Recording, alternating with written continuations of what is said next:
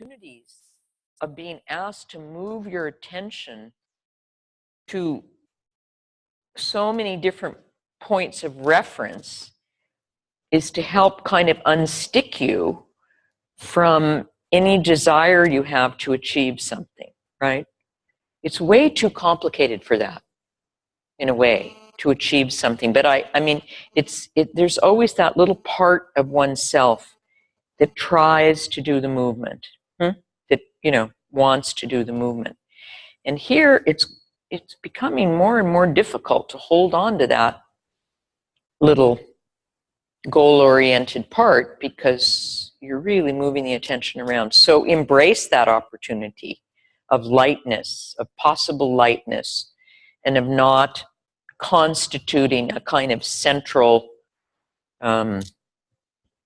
what did we say last week, super ego, or somebody that's going to do it, you know? Just feel the lightness of it. Not trying to control it, and do it. Now come sit up. And anyway, the lighter the movement becomes, the more the rest of you will participate, because those superficial muscles will stop obscuring the deeper layers of ourselves that can participate in the movement. Change over the legs, put the right leg behind.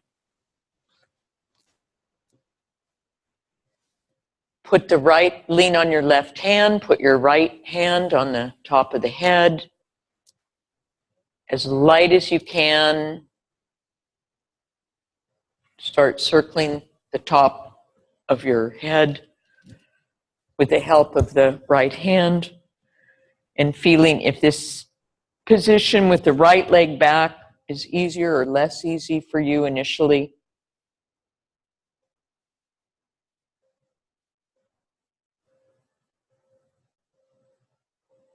You have to go slower to find some side bending. If your sitting bones aren't changing their weight on the floor, if you feel nothing in the two sides of your pelvis, then maybe you're fixated on trying to achieve it too much. Go slow.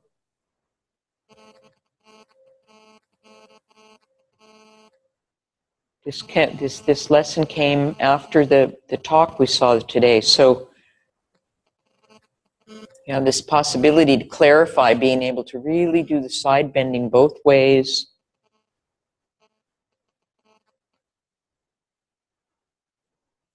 Not just rotating the head. And to let every part of yourself be influenced by that. All the way down to your toes.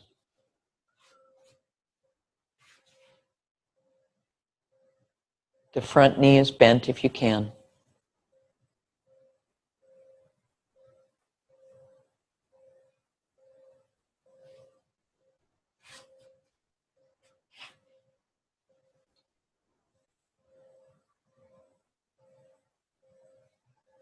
Feel what's happening in your bottom of your sternum.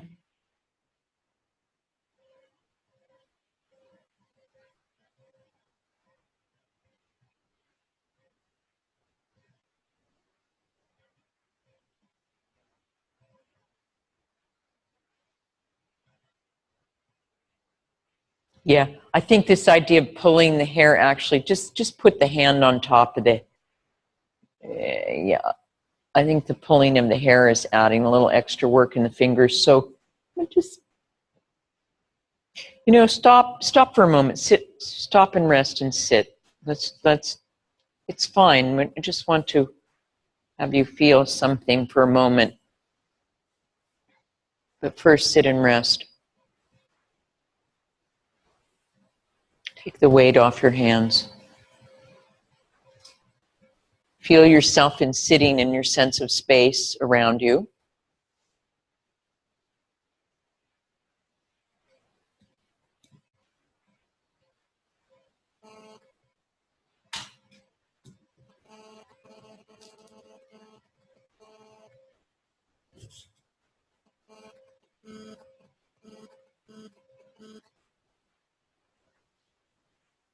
Now, is that our version of something I should be complaining about? The air conditioning? And then you say, I should talk louder, or, all right. So come back to that position again. Put the right leg behind. Are you making a joke? Good. Put your right leg behind and your left leg in front. Can you hear me? I can, yeah,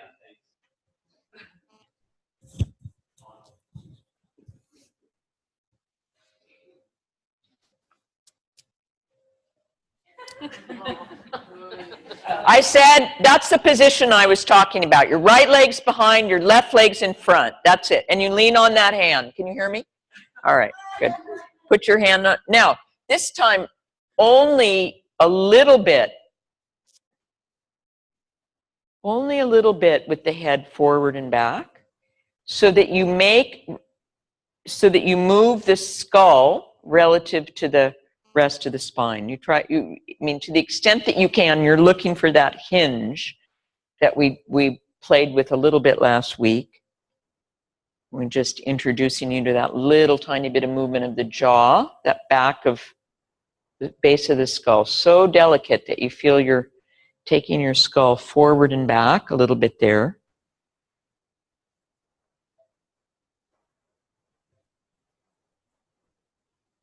That's it. And you feel you want to be delicate with yourself when you do something like that. And then a little bit, very, very delicate.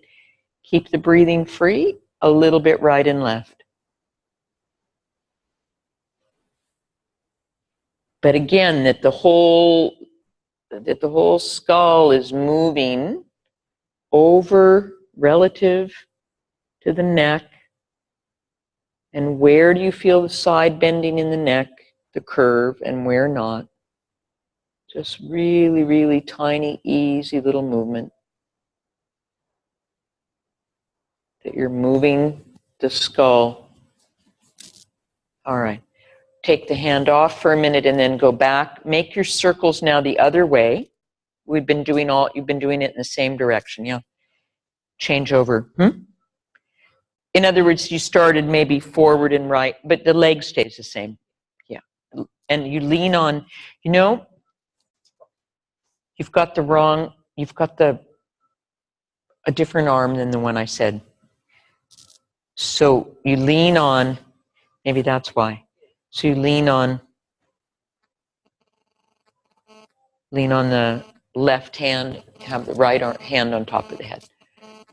And try to feel the movement of the different parts of the upper spine, but if you can feel the whole self, it's always better. I mean, it's always more Feldenkrais method. But again, like I said this morning, just at the very end of that lesson, this idea about kind of playing with what's in the foreground and what's in the background. So here we're bringing the neck vertebra, first of all, in these positions. They move a lot more. Then if they're moving, you can feel them. And if you can feel them, then you can move them.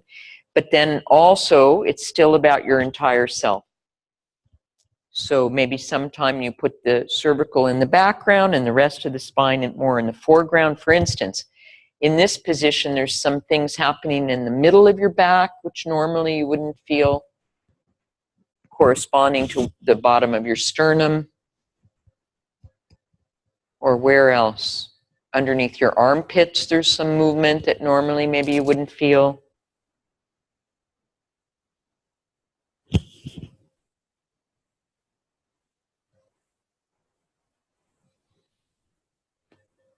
The ribs are actually sliding underneath your shoulder blades in an interesting kind of way. Okay, and lie and rest again.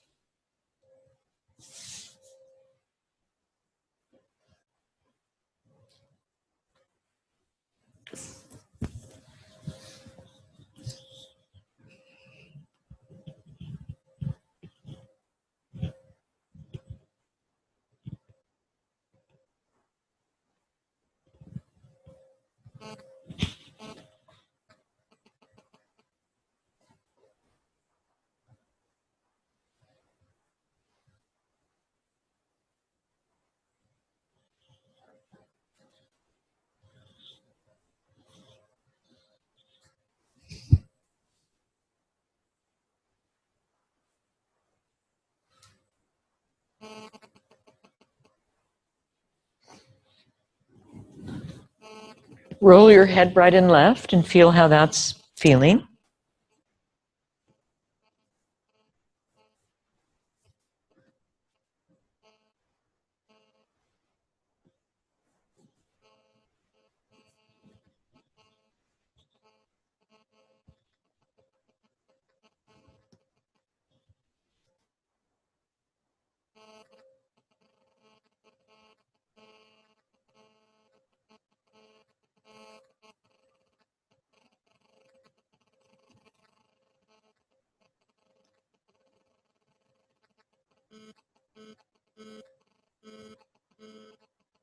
And then bring your head back to the middle. Come sit up again.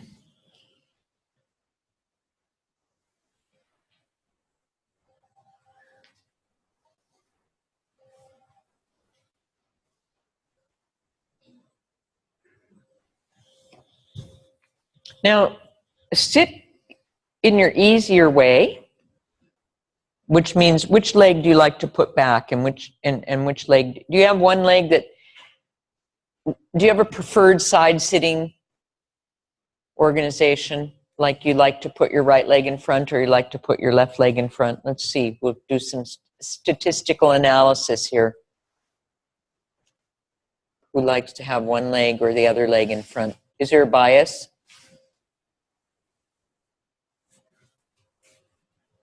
Okay, so put your easy leg in front and then put the, whatever leg is in front, put the opposite hand on the top of your head. Start rolling the head and circling the elbow.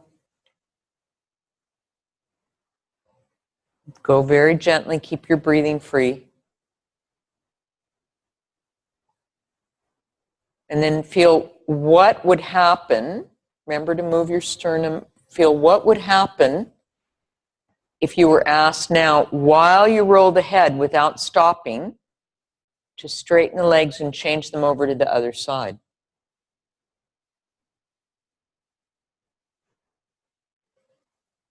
How would you go? To use a Margaret Mayo expression, how would you, however she would say it. She would say, how you going? Probably.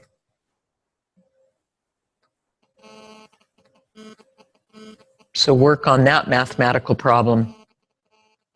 You're not up to it? So you're too old or what? Can't do it?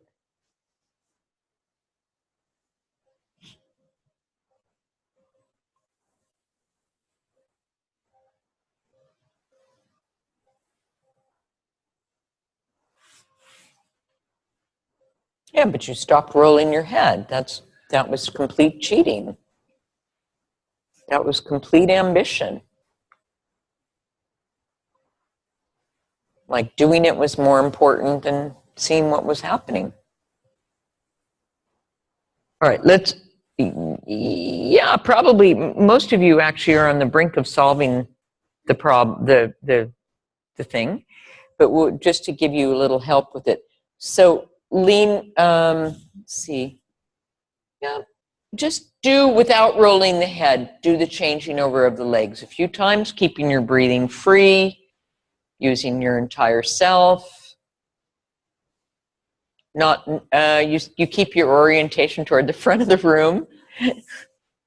That's a different changing over, well, it was changing over the legs, but is it easier to straighten them? Is it easier to flop them? Is it easier to, so many different ways to do it.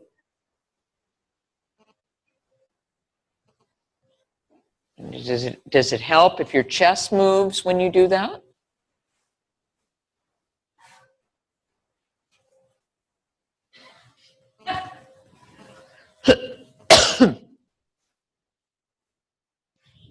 Okay, is that doable? Then go ahead and put either hand on top of the head. Either hand.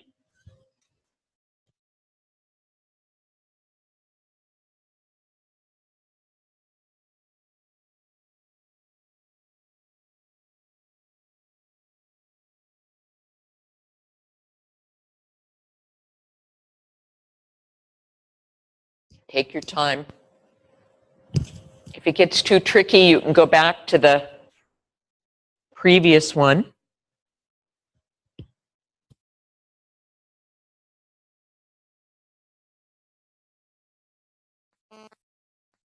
The simpler one.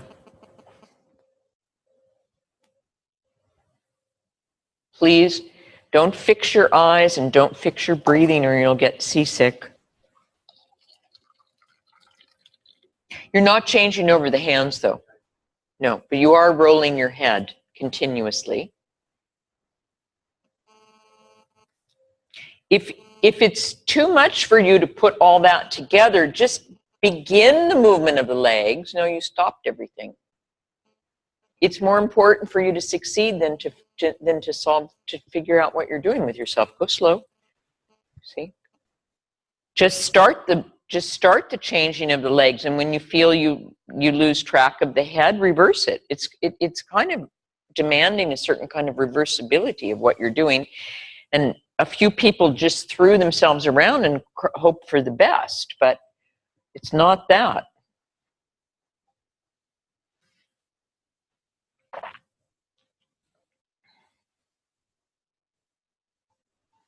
I mean, if you can do this, you can do anything, huh? Really? All right, rest a little bit. Or not.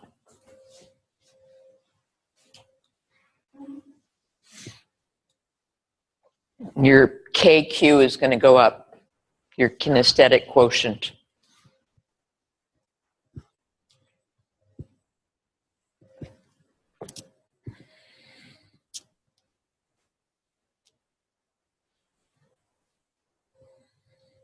I don't know if you remember last week, and I think maybe a couple of you weren't here well, of course some of you weren't here last week, but on the first day I did the awareness through movement lesson called hip and shoulder clocks, where you had to make a clock with the pelvis and you had to make an opposite clock with the shoulder. And I said I love to teach it in my groups because you could then find out, people who didn't know how to divide their attention throughout a few, that put all their attention in one place. They couldn't do that movement, because the only way you can solve it is to have your attention spread through many points in yourself. And if you have an exclusive attention, you won't do it. So this is a little bit like that as well. If you have all your attention in changing over the legs, the head stops moving. If you have all your attention in the head circles, the legs stop moving. So you have to feel your whole self. Somehow you have to bring all the parts together in one moment of attention, which we've differentiated out so many different parts. Now how to integrate it all back together in a very, very complex movement. So change over the hand on top of the head and have another play with it a little bit. You can take just one piece of it, you can take the whole thing. Just how do you integrate all of these different aspects that we've been playing with? Your neck, your C7, your shifting of your weight, not fixing your eyes, having the belly be free. But I think particularly the timing of the movement is interesting.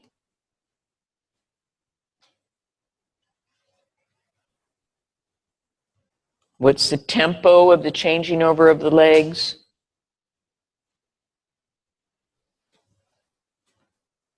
And you'll find that maybe there's one part of the circle conducive to having the legs be in a certain place, and another part of the circle that's conducive having the legs in a different place.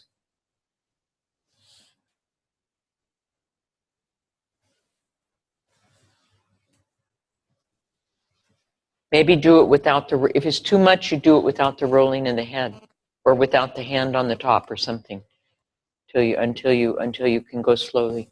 Make it simpler for yourself.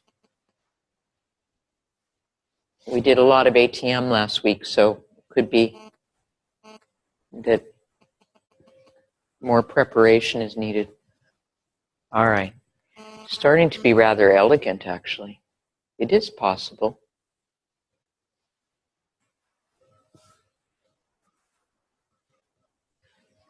Very nice. Then you feel way less effort in the room.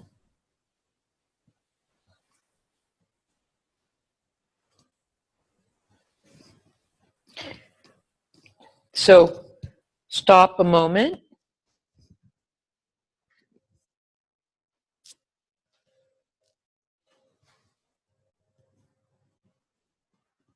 Lean on your hands behind.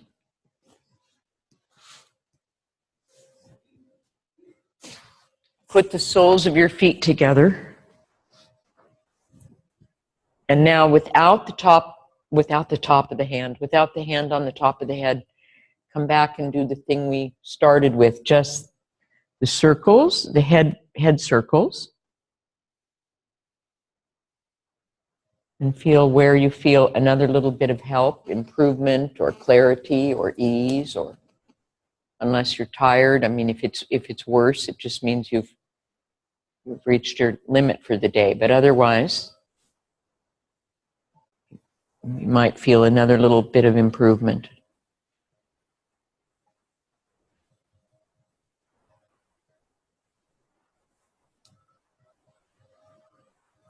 And do you feel it's more possible to feel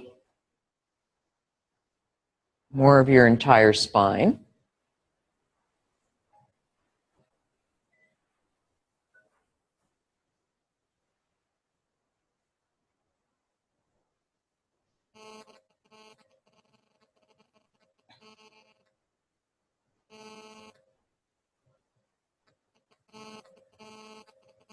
And lie on your back and rest.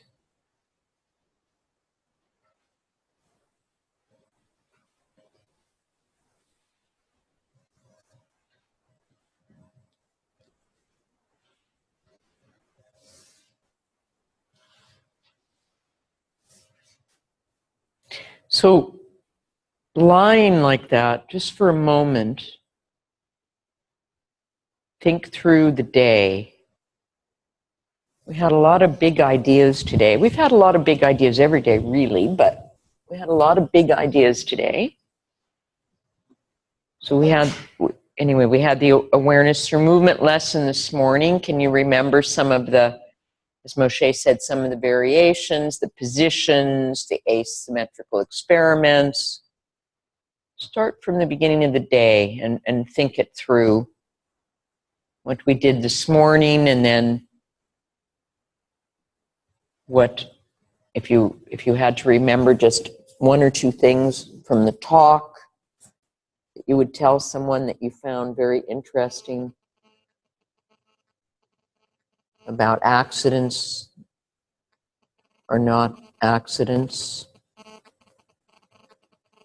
Probably what you would remember is the tube going through the nostrils, or which part of the talk do you remember?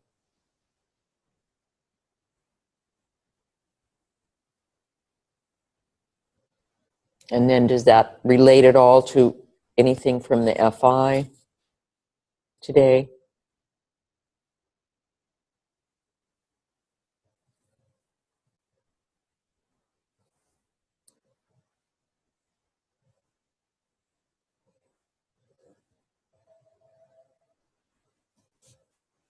What did you like about the day or dislike about the day?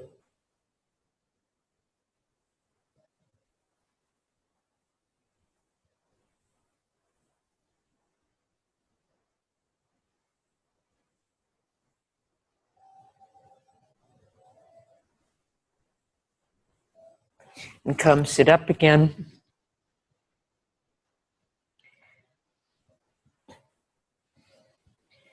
Put the soles of your feet together.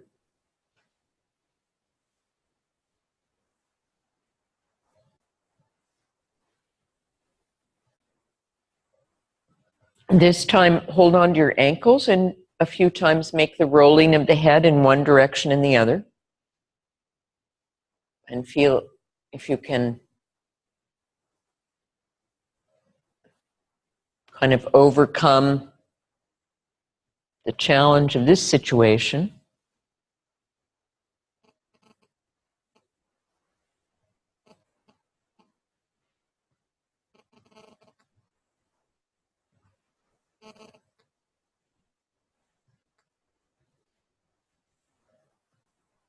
Well, you're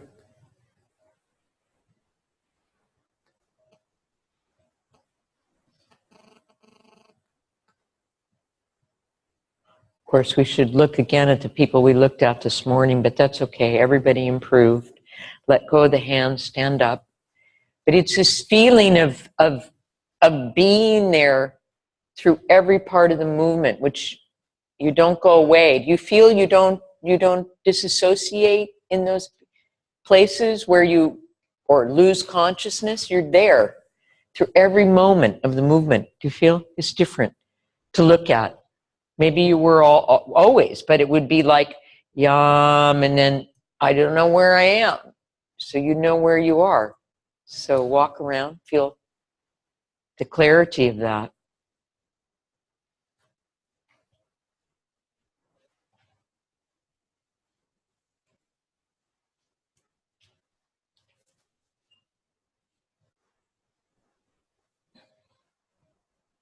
I think sometimes when you're in a training, well, I know from my own experience that when you work every day, it's really hard to kind of follow the changes, you know, but again, just feel when you go, catch your bus, your train, the space around you, the sky.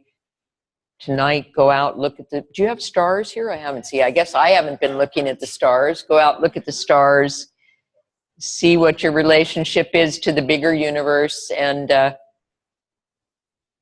feel the bottoms of your feet on the floor, like Moshe said in the prayer lesson, your feet on the ground and your head in the clouds or in the big universe. And that was a big fancy thing you just did. So you could feel nice about yourselves for that one if you wanted to. As they say in Australia, not so bad. You didn't stink. You weren't horrible.